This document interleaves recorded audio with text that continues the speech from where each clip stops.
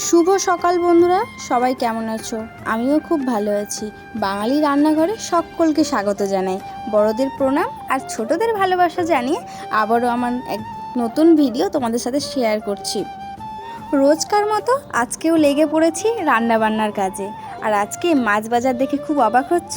না, এটা প্রায় 7 থেকে 10 দিনের মাছ বাজার হয়েছে। যা যা লাগবে সব মাছ বাজার একদিনেই আজকে করা হয়েছে। এরকম বাজার সচরাচর করা হয় না, আজকেই করেছে। প্রথমে দেখিয়ে দিচ্ছি কি কি মাছ রয়েছে। এদিকে 4 পিস পাঙাশ মাছ রয়েছে, এইদিকে কয়েক বড় একটা চিতল মাছ রয়েছে, 4টে বাটা মাছ, কয়েকটা চিংড়ি মাছ আর পুঁটি মাছ রয়েছে এখানে বেশ অনেকটা পরিমাণে। আর অল্প করে চিকেন নিয়ে আসা হয়েছে। অল্প করে আমি চিংড়ি মাছটা কেটে রেখেছি, যেহেতু আমি লাউ চিংড়ি করব আজকে, ওই জন্য লাউগুলো আমাকে কেটে দিচ্ছে। আর ওইদিকে ভাত বসানো হয়েছে, ভাতটাও হচ্ছে। আর মাছগুলো প্রত্যেকটা মাছ কেটে ধুয়ে রেডি করে রাখা আছে। আর এদিকে মানে লাউয়ের চোকা যেটা, সেটা আমি বাটার একটা রেসিপি করব। যে কোনো সবজির চোকা যেগুলো মানে খাওয়া যায় বাটার রেসিপি, সেইগুলো আমি করে খাই। ওগুলো ফালতু ফেলে দিয়ে তো লাভ নেই। আর এইদিকে স্প্রাইট আনা হয়েছে, সেইগুলো গ্লাসে গ্লাসে দেওয়া হচ্ছে সবাইকে। রান্নার ফাঁকে ফাঁকে এইসব খাওয়া দাওয়া চলে। এদিকে গ্লাসে গ্লাসে সবাইকে দেওয়া হচ্ছে। আর এদিকে আমি রান্না তোড়জোড় নিয়ে লেগে পড়েছি। আজকে চিকেন রান্না করব, সেই জন্য চিকেনের জন্য বেশি করে মশলা লাগবে। এদিকে আদা, রসুন, শুকনো লঙ্কা, কাঁচা লঙ্কা, টমেটো, পেঁয়াজ, তারপরে তোমার জিরে, সব কিছু একটা মিক্সির জারে নিয়ে নিলাম। যেহেতু ছোট জারে এগুলো মশলা, এতটা মশলা হবে না, তাই জন্য মিক্সির বড় জারটাই নিয়ে নিয়েছি। বেশ কিছুটা পরিমাণে দিয়ে দিচ্ছি। সবটা একসাথে পেস্ট করা হবে না, তাই অর্ধেক অর্ধেক করে পেস্ট করতে হবে। দেখতেই পাচ্ছ পেঁয়াজের পরিমাণটা সমান দিয়েছি। এইদিকে মশলাগুলো মিক্সিতে পেস্ট করে নিচ্ছি। আর ওইদিকে বাকি রান্নাবান্না তো চলছেই, তোড়জোড়। পাশে টুকটাক আমাকে হেল্প করে দিচ্ছে, আর আমি একা হাতে এদিকে যা করার সব করছি। এদিকে হবে 4টে বাটা মাছে সর্ষে দিয়ে। বাটা মাছ এর আগে আমি রেসিপি দেখিয়েছিলাম, পাবদা, সর্ষে পাবদা। আজকে সেই একই পদ্ধতিতে আমি বাটা মাছটা রান্না করব। বাটা মাছে লবণ, হলুদ, একটু লঙ্কার গুঁড়ো দিয়ে আমি ভালো করে একটু মাখিয়ে নিলাম। তারপরে কড়াই বসিয়ে দিয়েছি। যেহেতু 4টে মাছ, ওই ছোটো কড়াইটা এখানে বসিয়েছি। আর অল্প পরিমাণেই তেল দিয়েছি, খুব একটা বেশি পরিমাণে তেল দেইনি। দিয়ে মাছগুলো দিয়ে দিলাম। আর এইদিকে মশলা করার যে মিক্সির জারটা ছিল, তার মধ্যে আমি দিয়ে দিচ্ছি সাদা তিল, অল্প পরিমাণে সর্ষে, কাঁচা লঙ্কা, রসুন। আর যেই মশলাটা আমি দেবো, মানে যেই পরিমাণে লবণটা আমি দেবো, সেই মশলাতেই আমি লবণটা দিয়ে দিলাম, তাহলে সর্ষেটা তেতো হবে না। দেখতেই পাচ্ছ। তারপরে কড়াইয়ে সেই একই পরিমাণে তেলে মাছগুলো যখন ভাজা হয়ে গেল, সেই তেলেই আমি অল্প করে কালো জিরে ফোড়নে দিলাম। এই মাছের রেসিপিটাই মানে সর্ষে, যে বাটা মাছের সর্ষের ঝালটা, এতে বেশিরভাগ সময় কালো জিরে ফোড়ন দিলে খুব ভালো টেস্ট হয়। তারপরে আমি কালো জিরাটা একটু লাল করে ভেজে আমি মশলাটা এর মধ্যে দিয়ে দিলাম। দিয়ে লবণ, হলুদ, লঙ্কার গুঁড়ো দিয়ে ওইদিকে একটু বেশিক্ষণ মানে কষাবো না, অল্প কষাবো, যেহেতু সর্ষে দেওয়া আছে, তেতো হয়ে যাবে। আর এইদিকে আমি ওইদিকে রান্নাটা হতে থাক, এইদিকে আমি লাউ চিংড়িটা বসিয়ে দিই। লাউ চিংড়ি ইন্ডাকশানে বসিয়ে দিলাম। তার মধ্যে কড়াইটা বসিয়ে এখানেও বেশ কিছুটা পরিমাণে তেল দিলাম। আর চিংড়ি মাছটা আমি লবণ, হলুদ দিয়ে মাখিয়ে রেখেছিলাম। আর এইদিকে ওই তো সর্ষেটা আমি হালকা একটু কষাচ্ছি। আর এইদিকে চিংড়ি মাছটা হলুদ লবণ মাখিয়ে এবার আমি তেলের মধ্যে দিয়ে একটু লাল করে ভেজে নিচ্ছি। লাউ মাছে আমি সেরকম কোনো মশলাই দেই না, শুধুমাত্র কাঁচা লঙ্কা, কালো জিরে দিয়ে আর এই চিংড়ি মাছটা দিয়ে রান্নাটা করি, তাতেই খুব সুন্দর হয় খেতে।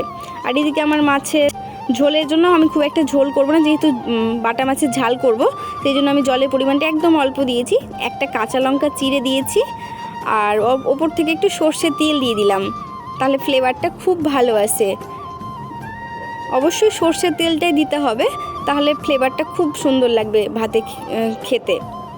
এখন দেখে মনে হচ্ছে বেশ কিছুটা পরিমাণে ঝোল আছে, কিন্তু এমনভাবে নামাবো যাতে ঝোল থাকবে না। আর এইদিকে আমার চিংড়ি মাছটাও ভাজা হয়ে গেছে। এবার আমি এতে সেম পরিমাণে একই ফোড়নে দিচ্ছি কালো জিরে। লাউয়ের সাথে কালো জিরেটাই বেশ সুন্দর লাগে। এবার এখানে 4 থেকে 5টে আমি কাঁচা লঙ্কা চিড়ে দিয়ে দিলাম ওই একই তেলে। তেলের পরিমাণটা আমি যেমন ছিল সেরকম দিয়েছি, তেল খুব একটা বেশি আমি লাউয়ে দিলাম না। এইটাতে আমি অল্প করে লঙ্কাটাকে আমি ভেজে নিচ্ছি।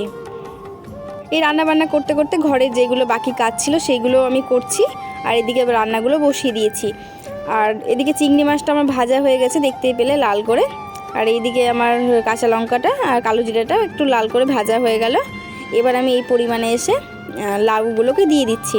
হ্যাঁ, লাউটা একটু মোটা মোটা হয়ে গেছে কাটা, আর একটু পাতলা করলে সঙ্গে সঙ্গে মানে দেওয়া মাত্র কিছুক্ষণ পরেই গলে যায় বা একদম সুন্দর হয়ে যায়।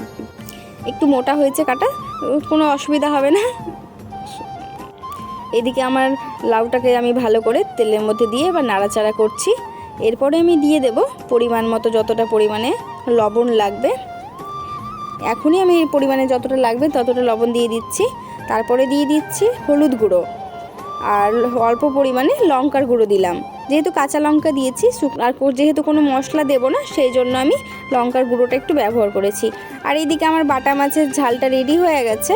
দেখতেই পেলে কতটা ঝোল ছিল, কিন্তু দেখো একদম ঝোলটা টেনে নিয়েছে, একদম গায়ে লাগা একদম ঝাল, সর্ষের ঝাল। আর এইদিকে আমি মাংসর জন্য বেশ অনেকটা পরিমাণে মশলা করে নিয়েছি, দেখতেই পেলে তখন। আর এদিকে চিংড়ি মাছটা আমার ভাজা হয়ে গেছে, আর এইদিকে লাউটাও আমার জল ছেড়ে গেছে।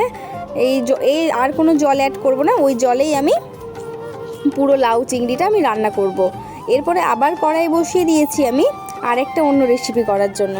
দেখতেই পেলে দুটো আমি শুকনো লঙ্কা দিয়ে দিলাম, অল্প পরিমাণে কালো জিরে আর বেশ কিছুটা পরিমাণে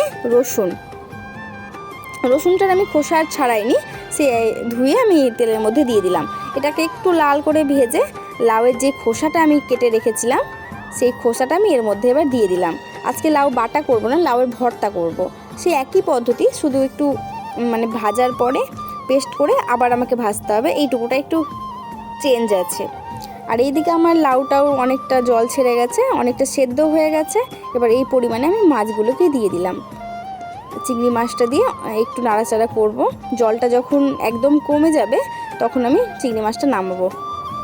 আর এইদিকেও আমি এটাকে অল্প পরিমাণে লবণ, হলুদ, একটু লঙ্কার গুঁড়ো, জিরে গুঁড়ো দিয়ে আমি লাল করে, খুব একটা লাল করিনি, ভাজা করেছি। তারপরে আমি ঠান্ডা হয়ে মিক্সি জারে দিয়ে দিলাম। আর এইদিকে আমার লাউ চিংড়িটা প্রায় অনেকটা হয়ে এসছে, আর একটু জলটা টেনে আসলে তারপরে আমি নামাবো। আর এইদিকে তারপরে আমি ওইদিকে পটলের খোসাটাকে আমি মিক্সিতে জারের জন্য রেডি করছি।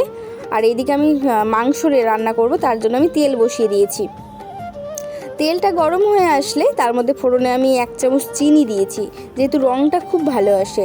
তারপরে দুটো শুকনো লঙ্কা, জিরে, একটা তেজপাতা আর যতটা পরিমাণে পেঁয়াজ লাগে সেই একই পরিমাণে পেঁয়াজ দিয়েছি। পেঁয়াজটা আমি একটু বড় বড় সাইজ করে কেটেছি, তাতে কোনো সমস্যা নেই। আমি এই পেস্টটা যেন গলে যায়, নরম হয়ে যায়, তার জন্য আমি দিয়ে দিয়েছি 1 চামচ পরিমাণে লবণ দিলে খুব তাড়াতাড়ি পেঁয়াজটা গলে যায়। দেখতেই পেলে আমার এদিকে লাউ চিংড়িটাও দেখো একদম জল টেনে গেছে। আর চিংড়ি মাছগুলো হালকা হালকা একটু ভেঙে দিয়েছিলাম, খুব সুন্দর হয়েছে। আর রান্নাটা আমি লাউ চিংড়িটা নামিয়ে নিলাম। আর এইদিকে আমি চিকেনের যে মশলাটা সেটা কষাচ্ছি। পেঁয়াজটা যখন নরম হয়ে আসবে তারপরেই আমি মশলাটা দিয়ে দিয়েছিলাম। আর এইদিকে আমার ওই পেস্টটাও করা হয়ে গেছে, যা পটলের যে খোসার পেস্টটা সেটা আমি পাতলা করে পেস্ট করে নিয়েছি। শিলনোড়ায় পেস্ট করলে বেশি ভালো হয়, মিক্সিতে একটু মোটা মোটা থাকে। আর এইদিকে মশলাটা আমি আবার একটু পরিমাণে জল দিয়ে চিকেনের মশলাটা কষাচ্ছি। কষাতে আমি এদিকে বাকি কাজগুলো করছি। আর লাউ চিংড়িটা আমি নামিয়ে নিয়েছি, দেখতেই পেলে। আর এদিকে চিকেনের মশলাটাও কি সুন্দর দেখো তেল ছেড়ে গেছে।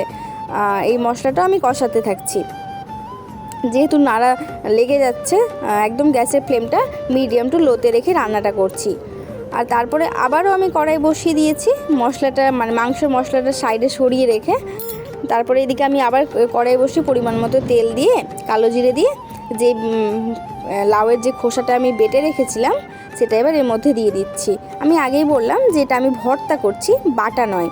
আর ওইদিকে হতে থাক, এদিকে আমার যে বাকি কাজগুলো, রান্নাবান্না যেহেতু প্রায় শেষের দিকে, তাই জন্য আমি এদিকে সব কিছু মুছে করে নিচ্ছি। বাসন টাসন যেগুলো বেরোচ্ছে সেইগুলো ধুয়ে নিচ্ছি, তাহলে একদম কাজটা কমে যাবে। আর এদিকে দেখতেই পাচ্ছ পুরো ক্লিন করে নিচ্ছি রান্নাঘর। রান্না করতে করতেই আমার মনে হয় যে একটু সময়টা বেঁচে যায় এই সব কাজগুলো করে নিলে। তারপরে এই ভর্তাটা আমার হয়ে গেছে।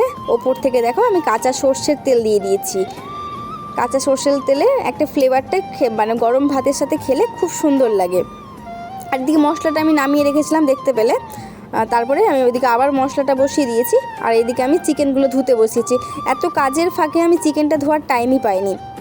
সেই জন্য আমি চিকেনটা পরে ধুচ্ছি। চিকেনগুলোকে আমি একটা একটা করে ভালো করে বেছে বেছে ধুয়ে জলটা ঝরিয়ে নিচ্ছি। আর এদিকে আমার মশলাটা কষাচ্ছি, আর এদিকে আমি মাংসটা আমার ধোয়াও হয়ে গেল।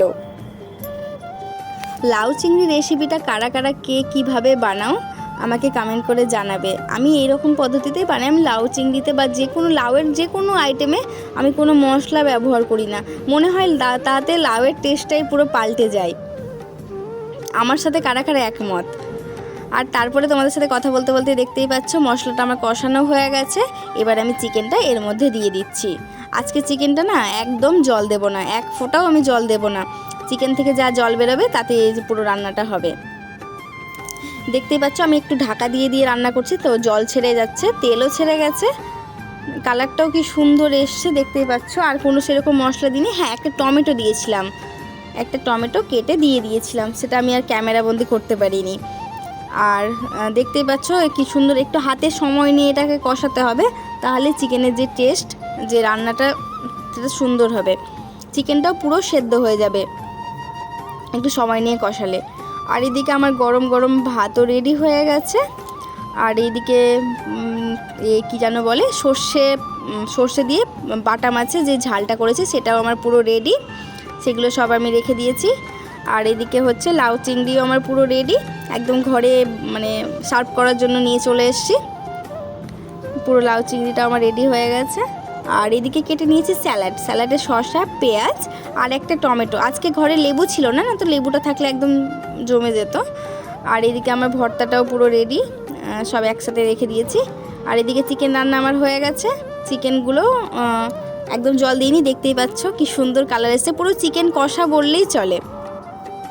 চিকেনের ঝোল টোল আজকে করিনি, একদম কষা কষা করেছি, লাল লাল ঝাল ঝাল চিকেন কষা।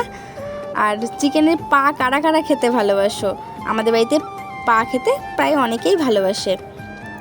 আর এদিকে স্যালাডে একটু ওপর থেকে লবণ আর গোলমরিচ ছড়াবো, তাহলেই হয়ে যাবে। আমাদের দুপুরের মেনুটা কেমন লাগলো, তোমরা আজকে কে কী খেলে সেটাও জানাবে। তারপরে প্রায় 4টে 4:30 নাগাদ ভাবলাম আজকে তো ফল কাটা হয়নি, কারো ফল খাওয়া হয়নি, তো আজকে ঘরে তরমুজ ছিল, তো তরমুজটাকে কেটে নিয়েছি। আজকে তরমুজটা বেশ সুন্দর বেরিয়েছে, একদম লাল টকটকে, দেখতেও ভালো লাগছে, খেতে মিষ্টি ছিল। বেশ অনেকটা পরিমাণে কেটে নিয়েছি, সবাইকে ভাগ করে কেটে বেড়ে বেড়ে দিয়ে দিলাম। তারপরে প্রায় সন্ধ্যের সময় 6:30 কি 7টা বাজে, সেই সময় আমি সবার জন্য চা বানাচ্ছি। বাড়িতে অনেকে দুধ চা খায় না, অনেকে আবার লাল চা খায়, কে চিনি ছাড়া খায়, কে চিনি দিয়ে খায়, সেই জন্য সবার জন্য সব চা করে নিচ্ছি। এদিকে 2টো লাল চা করেছি, একটা চিনি দিয়ে একটা চিনি ছাড়া, আর ওইদিকে দুধ চা বসিয়েছি আমাদের জন্য। আজকে অন্যদিনও মেরি বিস্কিট খাওয়া হয়, আজকে আবার টোস্ট বিস্কিট কাটলাম, টোস্ট বিস্কিট দিয়ে সবাই খাবে।